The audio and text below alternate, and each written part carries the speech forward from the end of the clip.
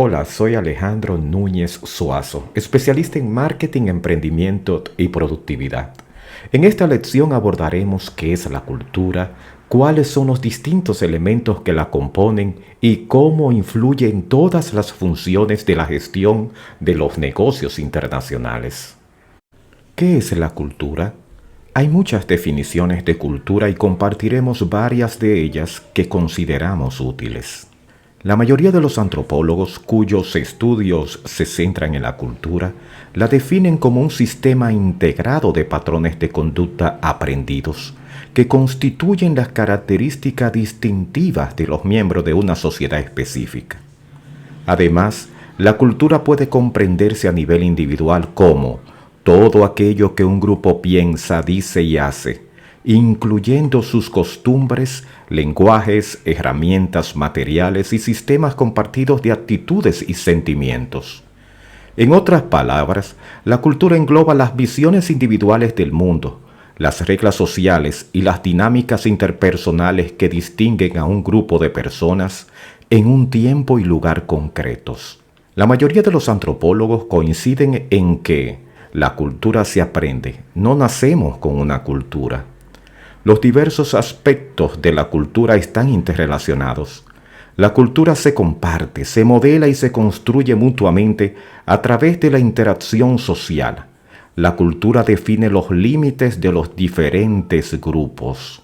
Los miembros de la mayoría de las sociedades tienden a considerar que su propia cultura es superior a las demás, una tendencia conocida como etnocentrismo, que es la tendencia de una persona o grupo social a interpretar y juzgar otras culturas a partir de los valores y estándares de su propia cultura. Se considera que la cultura propia es superior y se usa como criterio exclusivo para valorar las prácticas, costumbres y creencias de otros grupos. Este fenómeno puede llevar a prejuicios y discriminación, como el racismo y la xenofobia, aunque no necesariamente.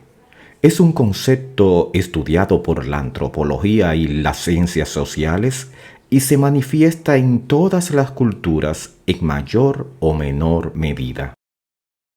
Entonces, ¿cómo aprenden los gerentes de empresas internacionales a vivir, trabajar y alcanzar objetivos comerciales en otras culturas?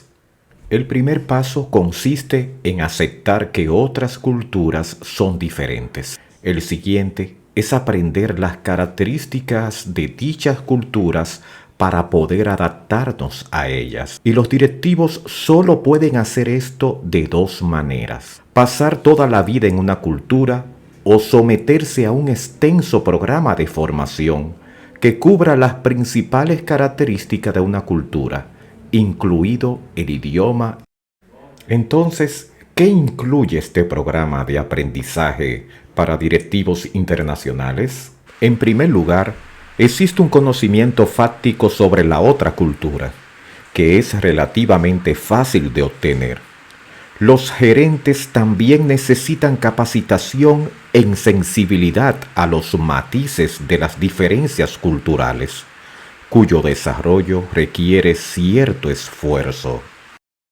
La cultura afecta todas las funciones empresariales.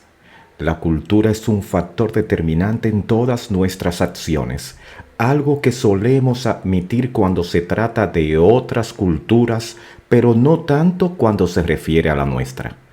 En esta lección examinamos cómo las diferencias culturales nacionales pueden incidir en las áreas funcionales de una empresa que opera a nivel internacional. Un punto de partida para comprender el papel de la cultura en los negocios globales.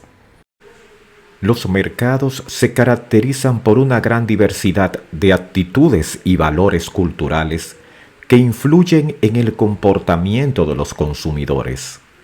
Por ello, muchas empresas deben adaptar sus estrategias de marketing a las particularidades de cada mercado. Para diseñar campañas de marketing efectivas, el especialista en marketing debe comprender cómo los clientes del mercado objetivo interpretan la realidad que les rodea y cuáles son sus aspiraciones y expectativas. Así podrá ofrecerles soluciones que satisfagan sus necesidades y deseos. Las empresas han cometido numerosos errores costosos al introducir productos en mercados extranjeros, especialmente en aspectos como el diseño, la publicidad y la fijación de precios. Un ejemplo es el de una empresa estadounidense que intentó vender un licor de arándano llamado Vox en el Reino Unido, donde Vox significa letrina en la jerga local. Otro caso es el de Rolls-Royce con su modelo Silver Mist en Alemania, donde Mist se traduce como estiércol. También existen malentendidos relacionados con los valores locales. Pepsodent trató de comercializar una pasta de dientes blanqueadoras en el sudeste asiático, donde las personas mastican nuez de betel intencionalmente para oscurecer sus dientes. En Japón, durante la década de 1960, General Mills decidió lanzar la marca Betty Crocker en un país donde las cocinas a menudo carecen de hornos. Realizaron investigaciones y ofrecieron degustaciones del producto ya horneado, pero solo preguntaron a las amas de casas si estarían dispuestas a servir el pastel a sus familias. La cultura también tiene una influencia muy importante en los recursos humanos. La cultura influye en la forma en que los empleados se motivan y se evalúan en las organizaciones. Un aspecto cultural relevante es el valor que se le da al trabajo individual o colectivo. Algunas culturas premian el desempeño personal, mientras que otras aprecian más el trabajo en equipo. Otro aspecto cultural que afecta a los recursos humanos es la actitud hacia el estatus social. ¿El estatus social se obtiene por los logros personales o por la posición social de la familia? Los empleados estadounidenses, por ejemplo, esperan ascender por sus méritos. A veces se desconciertan al saber que en Gran Bretaña las trayectorias profesionales dependen mucho de los orígenes familiares y la educación en las instituciones correctas. En los contextos de recursos humanos surgen diferentes actitudes hacia la autoridad. Otra variable cultural. ¿Debería el gerente asumir el rol de líder absoluto, una figura autoritaria encargada del bienestar de su equipo? ¿O se le considera el primero entre iguales? La percepción de la evaluación anual también varía. ¿Constituye un reconocimiento al esfuerzo del empleado y un instrumento para su desarrollo profesional? ¿O se ve como una estrategia para incrementar la productividad laboral? Las respuestas a estas interrogantes, de vital importancia para las estrategias de gestión de personal, están intrínsecamente vinculadas a los valores culturales, más de lo que usualmente se reconoce. Por otro lado, la influencia de la cultura es significativa en la gestión de producción en las empresas. Los valores culturales que se tienen respecto al cambio juegan un papel crucial en cómo se reciben y adoptan las innovaciones en los procesos de producción. Los valores culturales determinan cómo los individuos y las organizaciones perciben y reaccionan ante el cambio. Estos valores pueden facilitar o dificultar la adopción de nuevos métodos de producción, dependiendo de si promueven la innovación y la flexibilidad o si prefieren la tradición y la estabilidad.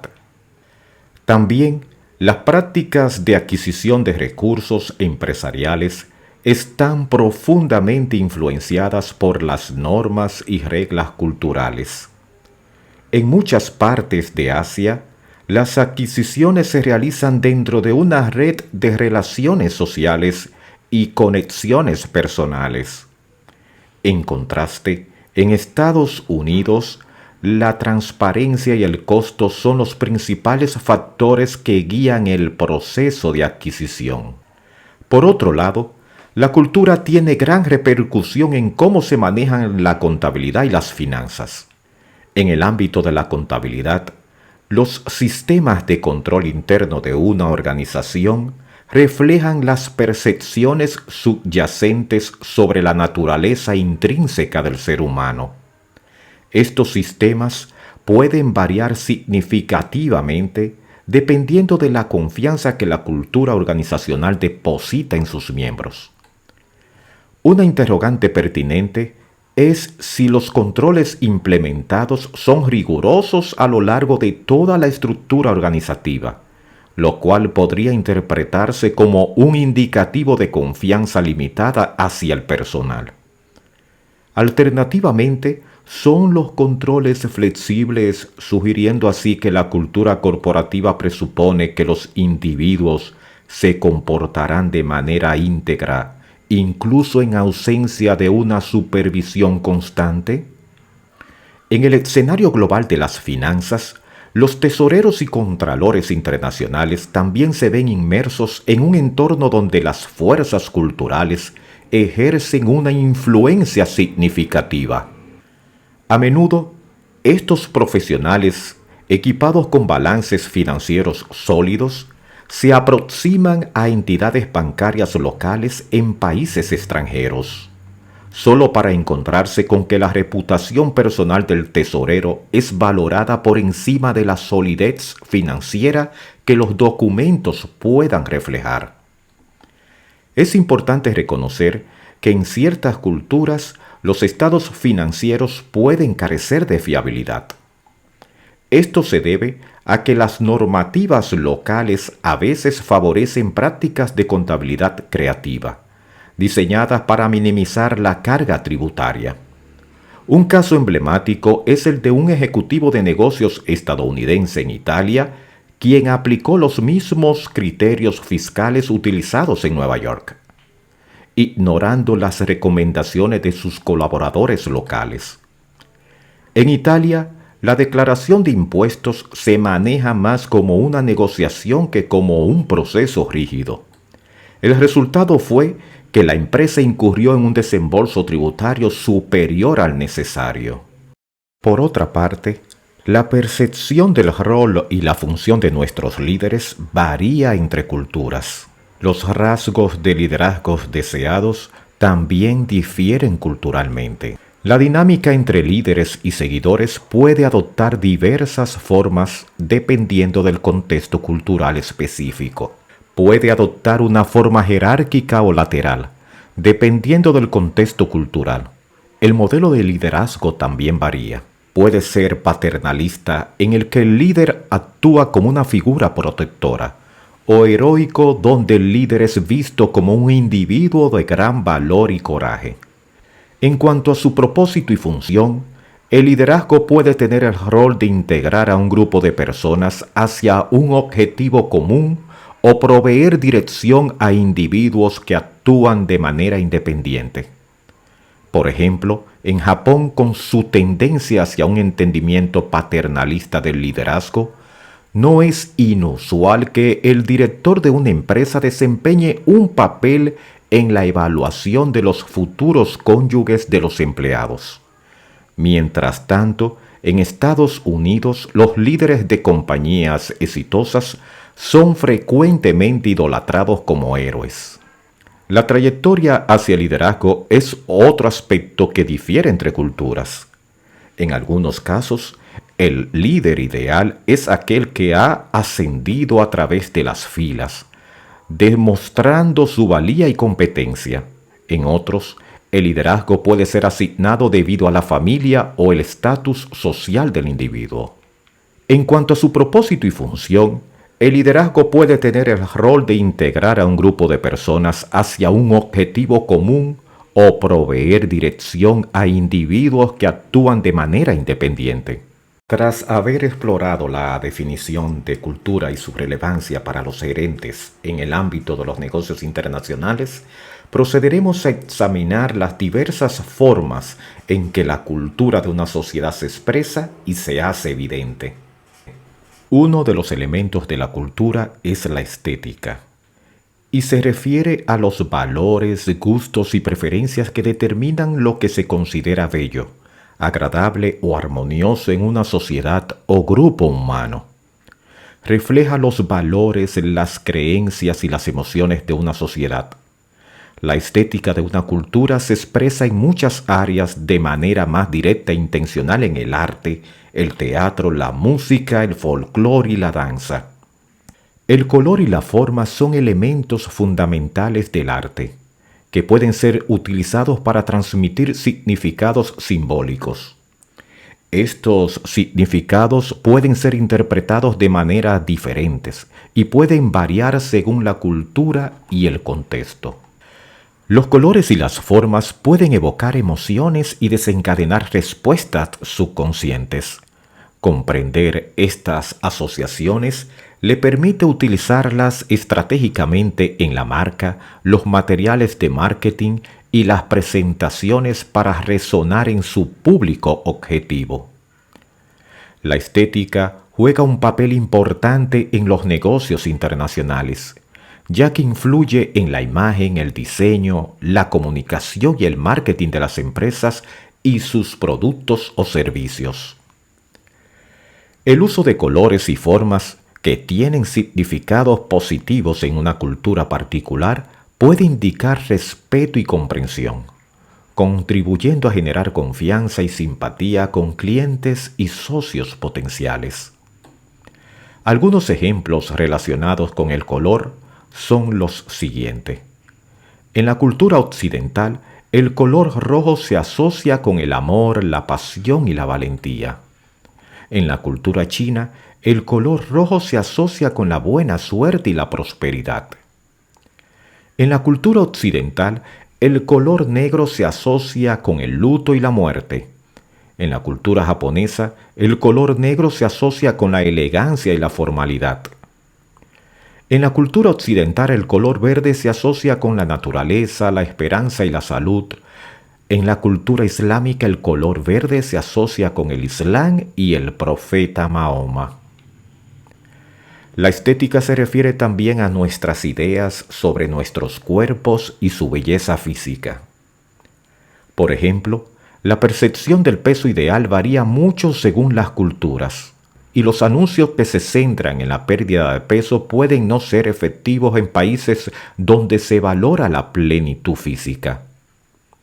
Los tatuajes representan otro aspecto de las diferencias de valor estético entre las culturas. En algunas culturas se consideran un elemento que realza la belleza, mientras que en otras se ven como una profanación. La música y el folclore también comunican la estética de una cultura. La música se caracteriza por tener una gran variación de estilo con asociaciones regionales o nacionales específicas.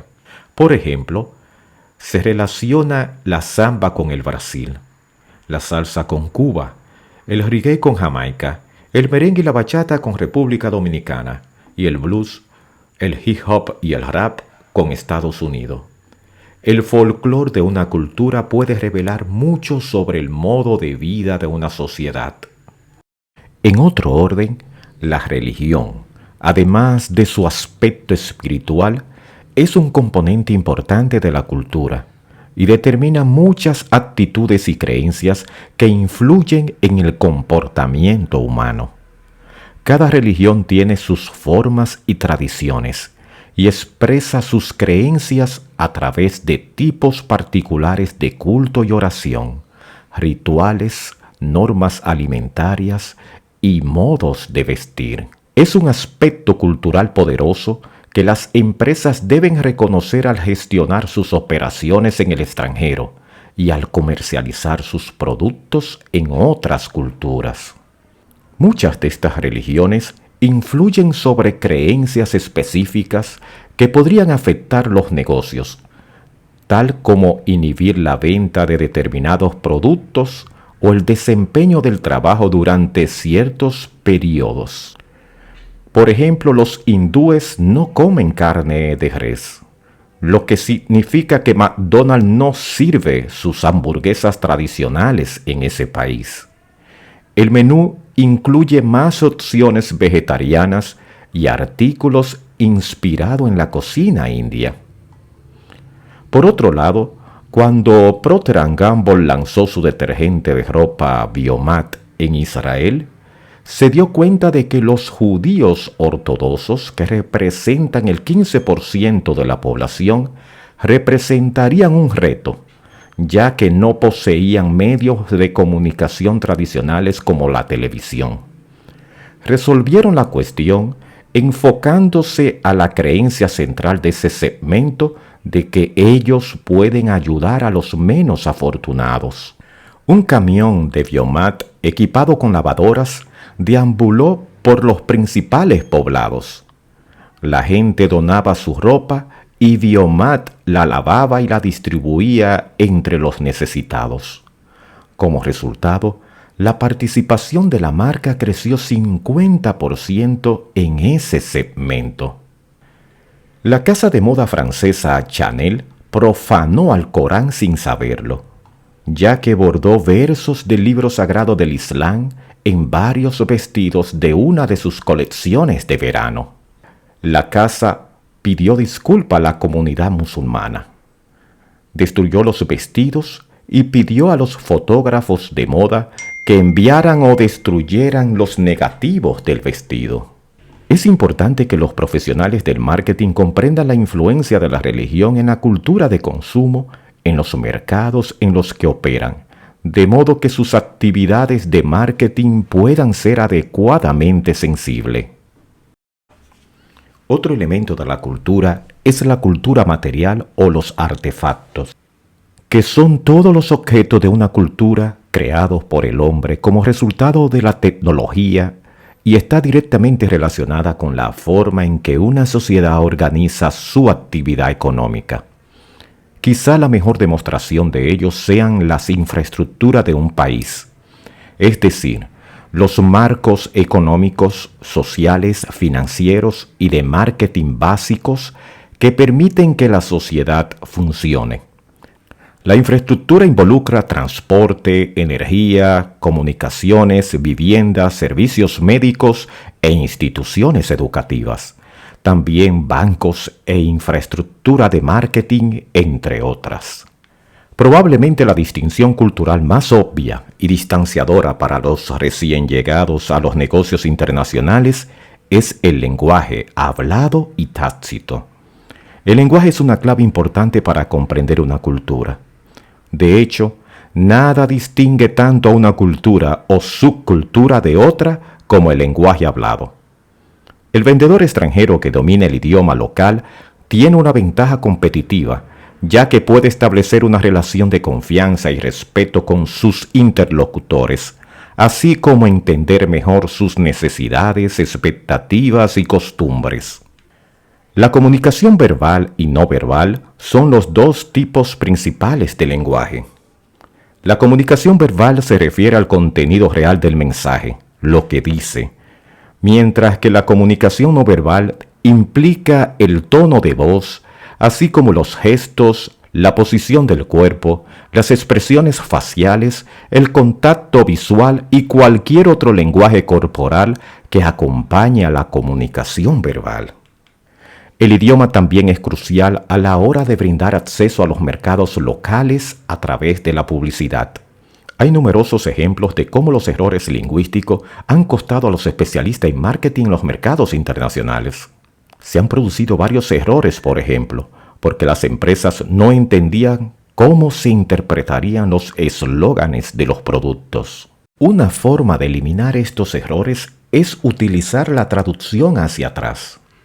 En esta técnica, un mensaje se traduce, por ejemplo, del idioma español a otro idioma. Luego, alguien experto en ese idioma extranjero lo traduce nuevamente al español.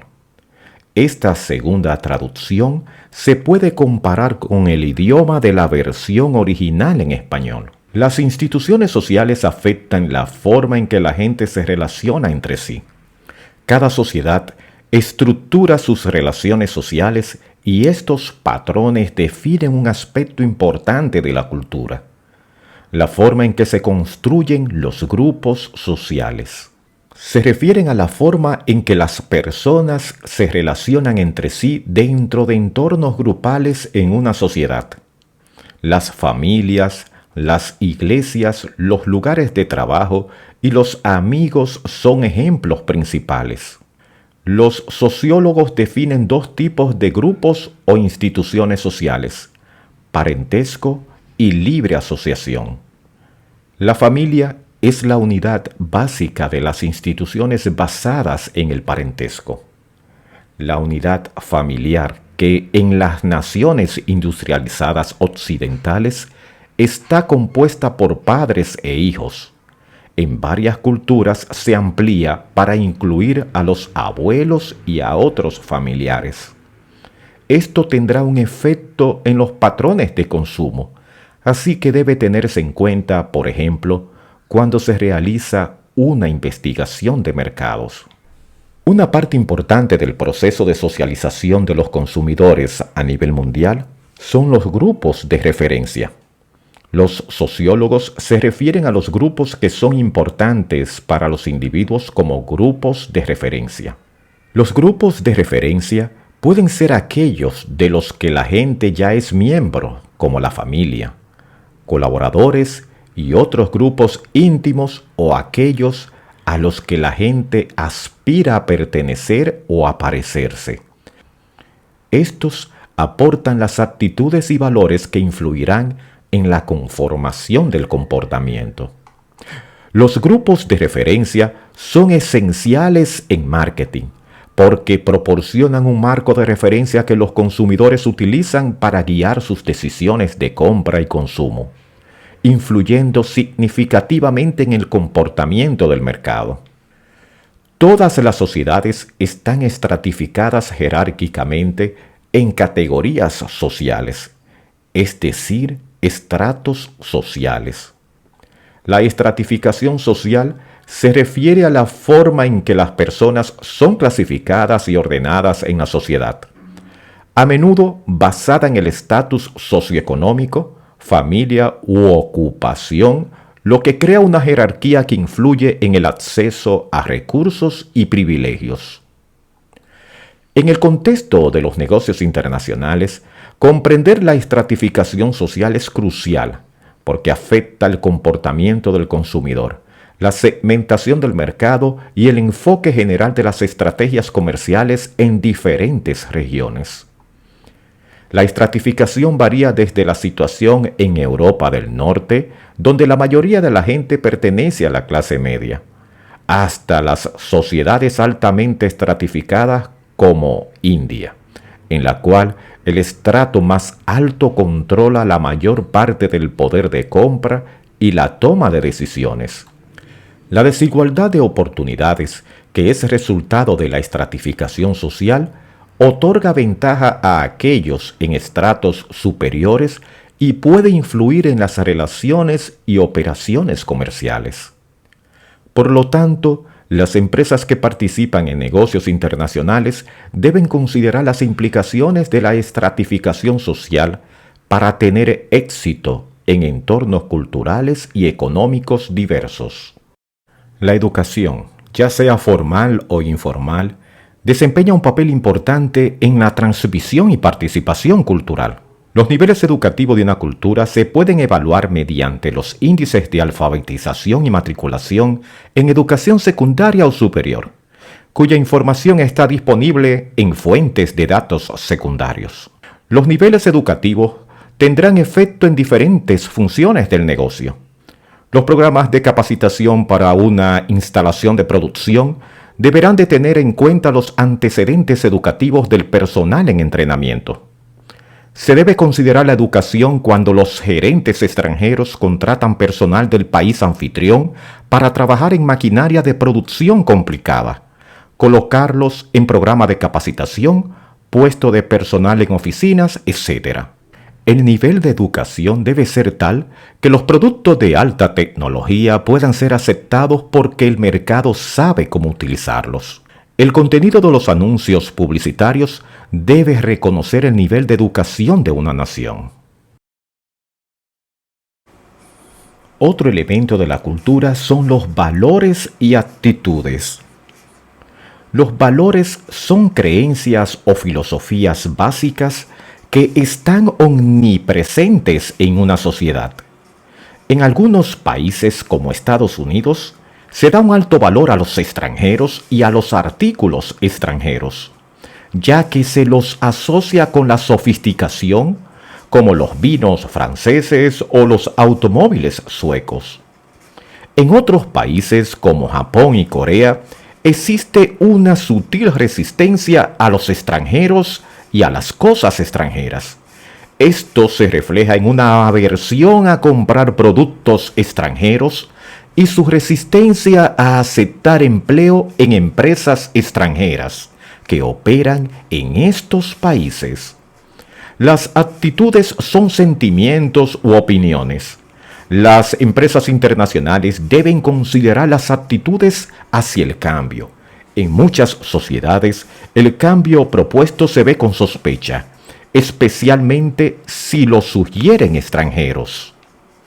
Por otro lado, las empresas internacionales deben comprender los usos y costumbres, que son la forma en que una sociedad hace las cosas, que prevalecen en países extranjeros.